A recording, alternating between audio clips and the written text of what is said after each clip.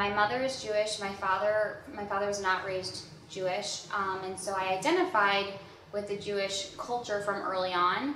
Growing up, we didn't necessarily have any traditional religious practices, and I wasn't totally educated on what it meant to be Jewish or anything about like the history or the religious practices. But for some reason I identified with the Jewish culture. I didn't necessarily know why.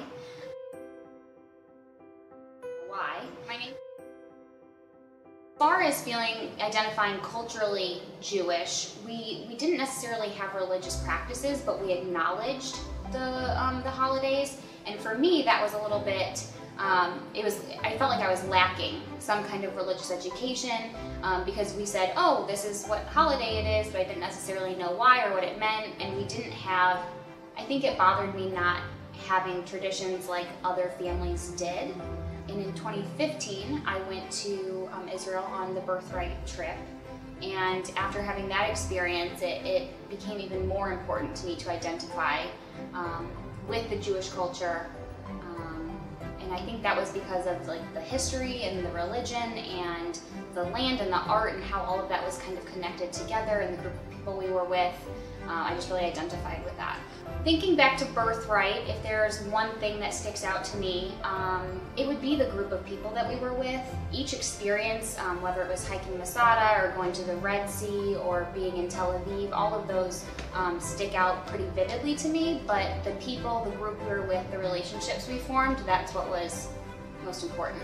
I was in grad school at WashU. I did do a couple events with other young Jewish people, and then I've read a little bit more about it to just kind of see what my comfort level would be, what I'm into, what I'm not. And I did go to Central Reform Congregation pretty soon after coming back from Israel, just to kind of explore and see if that was something I wanted to do.